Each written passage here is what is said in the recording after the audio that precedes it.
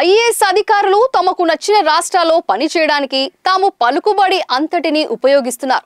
AP cadre లో పనిచేస్తున్న కాటా ఆమ్రపాలి తీవ్ర ప్రయత్నాలు చేసి మళ్ళీ తెలంగాణ క్యాడర్ కు మారిపోయారు. ఈ మేరకు డిఓపిటి నుంచి ఉత్తర్వులు తెచ్చుకున్నారు. ఉమ్మడి రాష్ట్రంలో ఆమె ఏపీ క్యాడర్ ఐఏఎస్ గా ఎంపికయ్యారు. రాష్ట్ర విభజన సమయంలో ఆమెను ఏపీకి కేటాయించారు. సివిల్స్ కు దరఖాస్తు చేసిన సమయంలో పర్మనెంట్ అడ్రస్ ను విశాఖపట్నంగా నమోదు చేశారు. ఆ కారణంగా ఆమెను ఏపీ క్యాడర్ ను కేటాయించారు. కానీ అలా రాసిన తాము చిన్నప్పటి నుండి హైదరాబాద్ లోనే పెరిగామని, తెలంగాణ క్యాడర్ కావాలని వారు క్యాట్ డిఓపిటిలో పిటిషన్లు వేసి పోరాడారు. చాలా ఏళ్ల తర్వాత అలా కుదరదని తీర్పు వచ్చింది. అందుకే ఏపీలో చేరాల్సి వచ్చింది. కేంద్ర సర్వీసులకు వెళ్లి కిషన్ రెడ్డి ఓఎస్టీ గా, తర్వాత ప్రధానమంత్రి కార్యాలయంలోనూ పనిచేసిన ఆమె తర్వాత తెలంగాణ క్యాడర్ కు వచ్చారు. రేవంత్ ప్రభుత్వంలో ఆమెకు ప్రాధాన్యత లభించింది. గ్రేటర్ హెచ్ఎండిఏ వంటి బాధ్యతలు లభించాయి. కానీ ఉన్న పళంగా ఏపీకి పోవలసి రావడంతో ఆ ప్రాధాన్యత అంతా తగ్గిపోయింది. ఏపీలోనూ ఆమెకు మంచి శాఖనే కేటాయించినా ఎక్కువగా సెలవుల్లోనే ఉండి మళ్లీ తెలంగాణకు వెళ్లేందుకు తన ప్రయత్నాలు చేశారు.